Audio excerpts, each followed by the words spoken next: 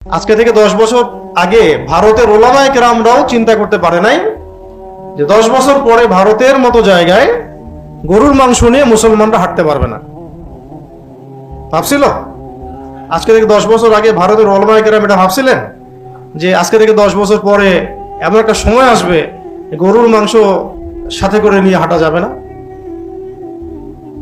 বলেন আপনারা। কিন্তু বাস্তবতা কি এমন না? ভাবছিল যে মুসলিম মেয়েদেরকে রাস্তায় হাঁটতে পারবে না, তুলে নিয়ে চলে যাবে, রেপ করবে, গণধর্ষণ করে মেরে ফেলবে, বাড়ি ঘরে আগুন দিয়ে দিবে, ব্যবসা প্রতিষ্ঠান ধ্বংস করে দিবে, মুসলিমদের কবর থেকে উঠে জ্বালাই দিবে, পুড়াই দিবে। এখন আপনারা যারা এখন বাংলাদেশে বসে আছি, আমরা যারা, আপনারা কি ভাবতে পারতেছেন আগামী 10 বছর পরে এমন কিছু আমাদের সাথেও হইতে পারে? কেউ ভাবতে পারতেছে না, বা কেউ ভাবতে চাচ্ছেও না। কিন্তু আপনারা এই সম্ভাবনাকে উড়াই দিতে পারেন না।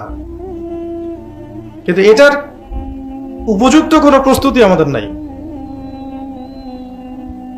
ইমানি প্রস্তুতি, আমলি প্রস্তুতি, জামাবদ্ধ প্রস্তুতি, শারীরিক প্রস্তুতি, মানসিক প্রস্তুতি, রাষ্ট্রীয় প্রস্তুতি, অর্থনৈতিক প্রস্তুতি, সামরিক প্রস্তুতি, প্রযুক্তিগত প্রস্তুতি কিচ্ছু নাই।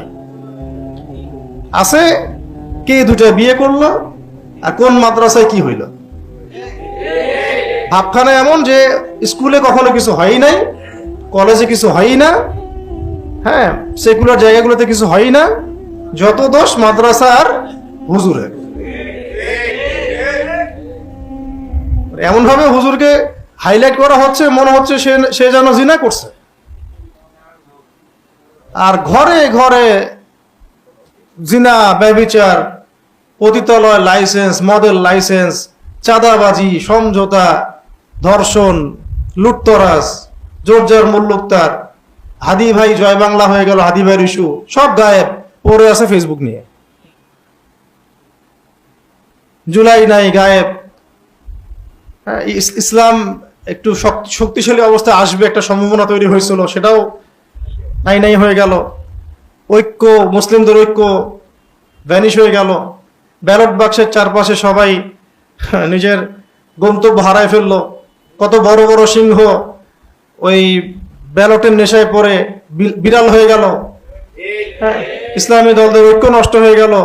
হাদি ভাইকে মানুষ ভুলে গেল। হ্যাঁ, ওই ছেলেটাকে ওই যে রাস্তায় পিটাই মারছিল প্রথমে, একটা ছেলেকে শোয়ায় একদম থেতলা করে দিল মাথায়, ইস্যু গায়েব হয়ে গেল।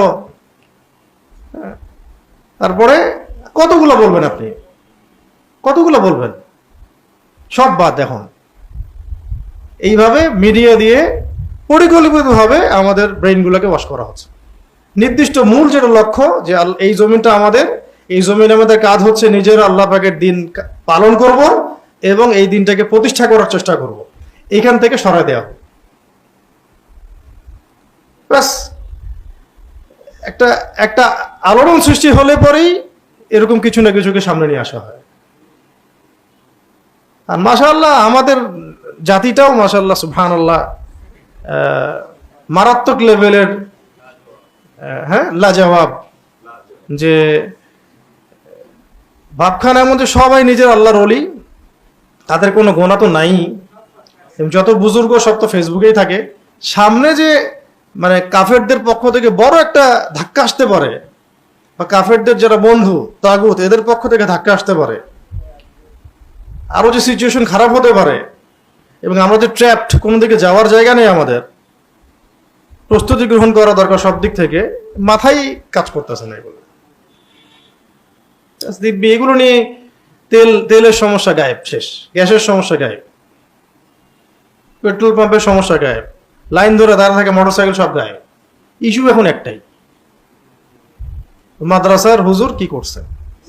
অথচ এটা প্রমাণিত না, এটা প্রমাণিত হয়নি। রিপোর্ট করা ছাড়া, রিমান্ড দেওয়া ছাড়া। মিডিয়াতে ছবি তোলার হিরিক দেখছেন? এই কাজটা তো এর চেয়ে তো জঘন্য কত কাজ রামবামরা করছে। মিডিয়াকে আপনি এত অ্যাক্টিভ দেখছেন কখনো? মিডিয়া থেকে অ্যাক্টিভ দেখবেন আপনি সবসময় হুজুরদের পিছনে। এই হলো বাস্তবতা বাংলাদেশে।